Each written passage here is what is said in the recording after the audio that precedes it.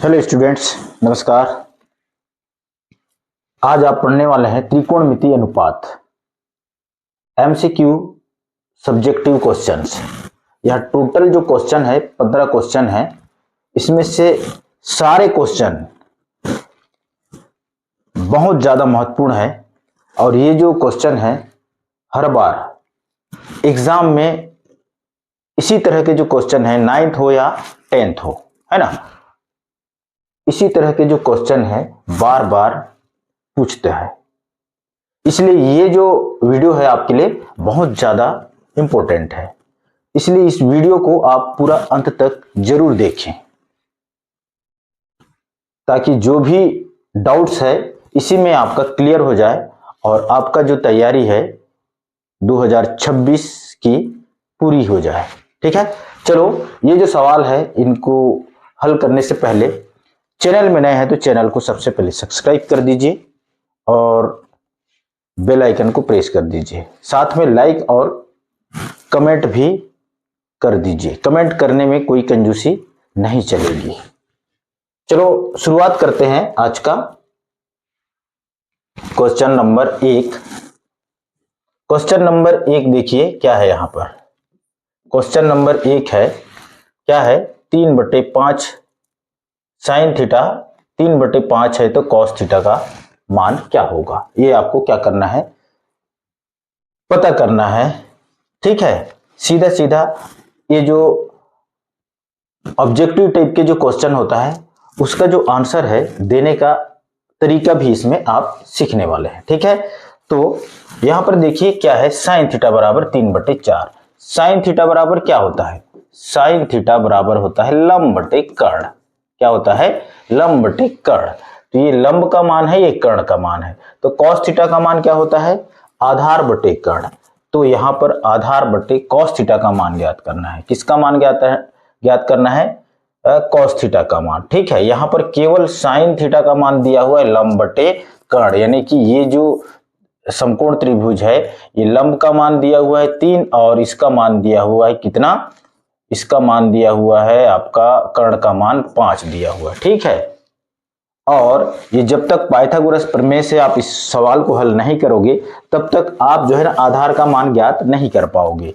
तो कर्ण का वर्ग क्या है यहाँ, क्या हो जाएगा, 5 पंच 25 हो जाएगा और आपका लंब का मान हो जाएगा 3 तिया 9 हो जाएगा। ठीक है, ये 5 पंच 25 3 तिया 9 घट जाएगा। तो ये हो जाएगा आपका 25 में 9 घटा दीजिए तो ये हो गया आपका 16, यानी कि 4 आ जाएगा। कितना आएगा, 4, यानी कि इसका जो मान होगा कॉस थीटा का मान 4/5 होना चाहिए। देखते हैं क्या होगा इसका आंसर, 4/5 है। ऑप्शन नंबर ए इसका राइट आंसर हो गया। ठीक है, इसी तरह से अगला जो क्वेश्चन है इसको देखते हैं। क्वेश्चन नंबर 2, यदि tan a बराबर 1 है तो कोण a का मान क्या है। tan थीटा बराबर क्या होता है, tan थीटा बराबर होता है, क्या होता है, tan theta. Okay, tan theta का मान होता है आधार बटे कर्ण। क्या होता है, आधार बटे कर्ण, ये इसका फार्मूला है। ठीक है, तो इसका मान क्या होगा, tan a का मान कितना है, 1 है। तो क्या हो जाएगा, इसका मान हो जाएगा tan 45 अंश होगा। क्या हो जाएगा, tan 45 अंश। tan 45 अंश का मान, थीटा का मान क्या हो जाएगा, यहाँ पर a का मान, कुल मिलाकर के a का मान बोला है ना, तो a यानी कि थीटा का मान, थीटा का मान कितना हो जाएगा, ऑप्शन नंबर बी इसका राइट आंसर होगा। देखिए ऑप्शन नंबर बी इसका राइट आंसर हो गया। ठीक है, उसी प्रकार तीसरा नंबर का क्वेश्चन देखिए, एक समकोण त्रिभुज में कर्ण और आधार के बीच, कर्ण ये कर्ण है और ये आधार है, इसके बीच का जो थीटा कोण है ना, के बीच कोण का साइन क्या होता है, साइन यानी कि साइन थीटा का मान आपको ज्ञात करना है। यहाँ पर साइन थीटा बराबर क्या होता है, लंब बटे कर्ण होता है। ऑप्शन नंबर ए इसका राइट आंसर होना चाहिए। देखिए लंब बटे कर्ण इसका राइट आंसर हो गया। ओके,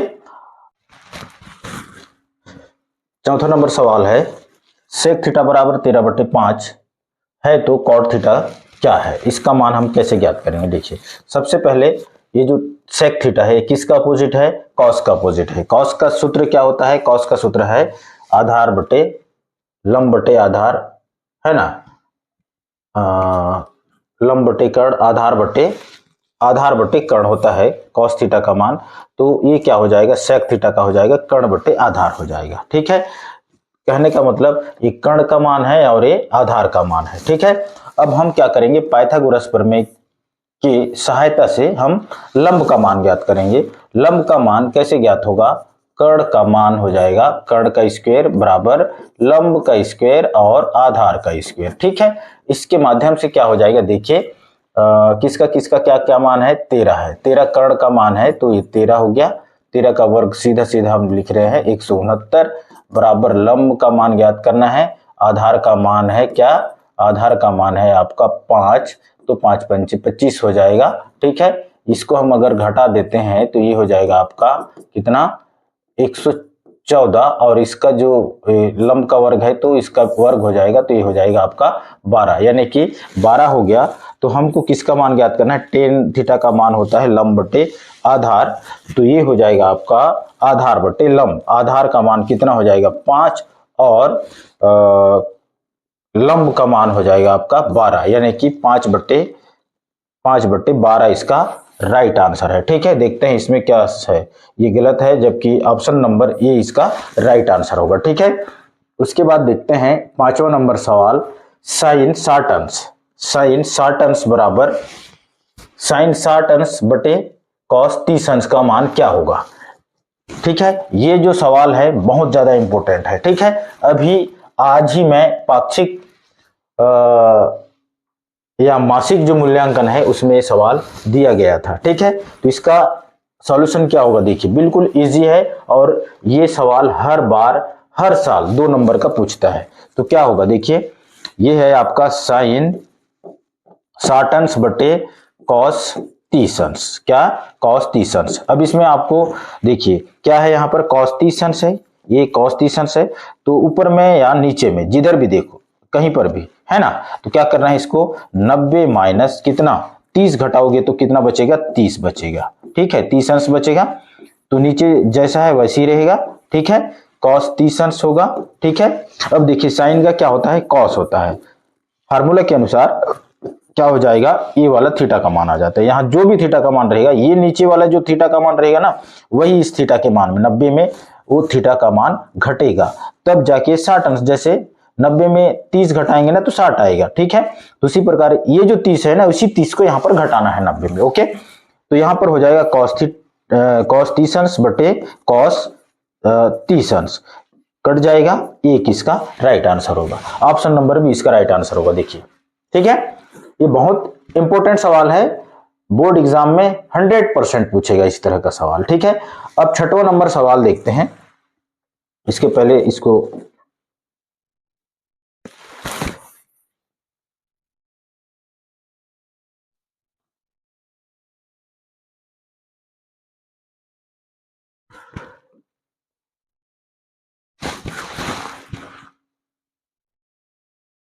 छठवां नंबर सवाल देख रहे थे हम लोग, है ना, ये 6वां नंबर सवाल है। ठीक है, 9th क्लास में आज ही मैं इस सवाल को पढ़ा चुका हूं। तो देखिए, अरे यार बार बार नखरा होता है इसमें, ये एक लफड़ा है।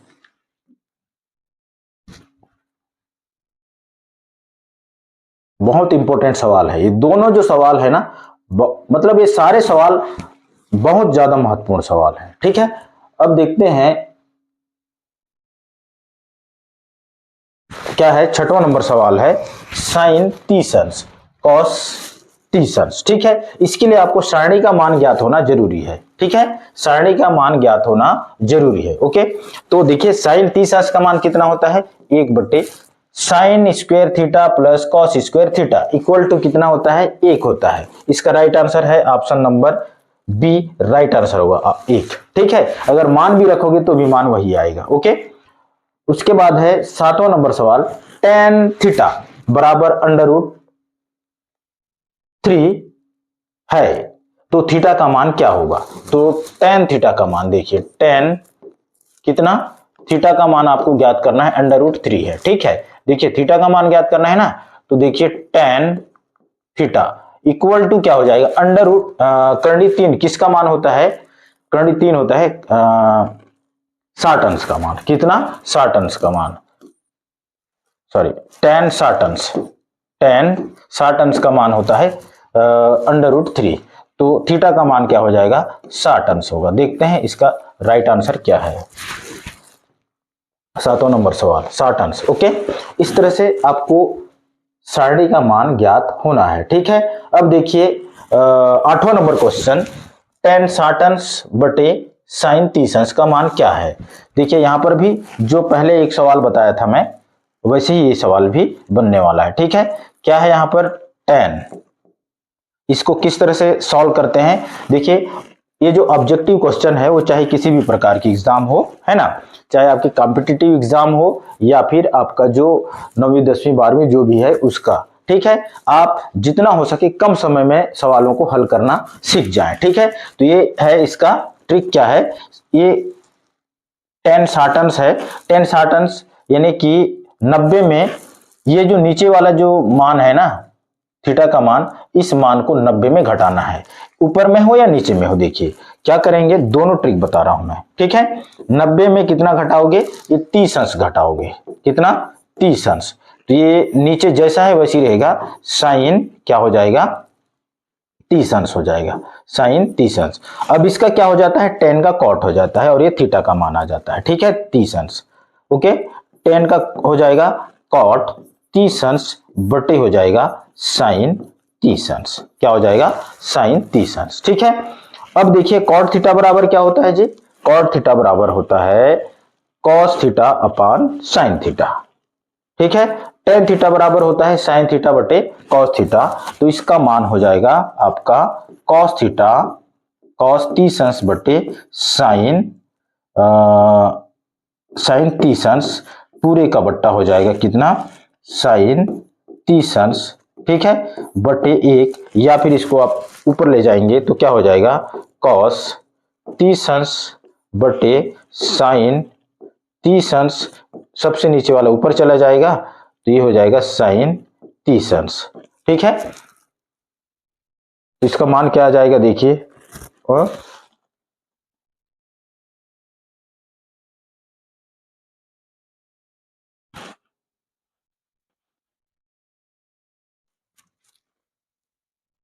दो करनी 3 हो जाएगा, क्या हो जाएगा 2 करनी 3, या फिर इसका मान रख दीजिए सीधा सीधा, क्या कर देते हैं मान रख देते हैं। मान अगर रखेंगे तो क्या हो जाएगा,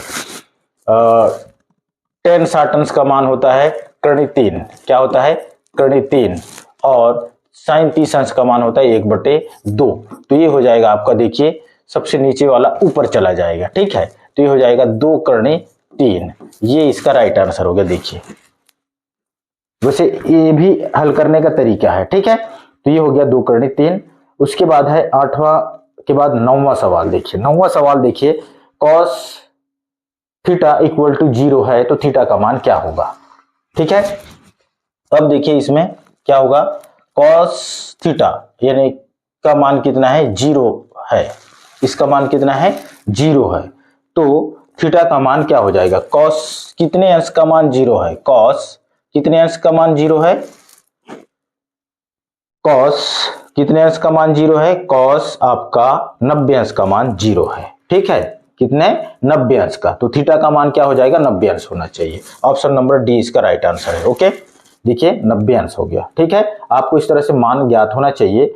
अब देखते हैं 10वां नंबर सवाल, क्या है 2 sin 30 अंश cos 30 अंश का मान क्या है। अब इसका आपको मान ज्ञात करना है, तो देखिए साइन 30 अंश का मान कितना होता है जी, साइन 30 अंश का मान होता है 1/2, यानी कि 2/2 हो जाएगा, तो ये कट जाएगा 1 हो जाएगा। ठीक है, cos 30 अंश का मान कितना होता है, cos 30 अंश यानी कि साइन का जो करनी 3/2 होता है, कितना होता है करनी 3/2, और एक अगर गुणा हो जाएगा तो क्या हो जाएगा, देखिए सॉल्व करके अगर दिखाऊं तो क्या हो जाएगा, देखिए 2 गुणित साइन 30 अंश का मान 1/2, 2 से 2 कैंसल, गुणित है आपका cos 30 अंश, cos 30 अंश का मान होता है करनी 3/2। देखिए बचा क्या आपके पास, करनी 3/2 ही बच गया, तो करनी 3/2 बी ऑप्शन इसका, ऑप्शन बी इसका राइट आंसर होना चाहिए। देखिए इसका राइट आंसर करनी 3/2 है। इस तरह से सवालों को क्या करना है, आपको बनाना है, एक ऑब्जेक्टिव टाइप के क्वेश्चन है,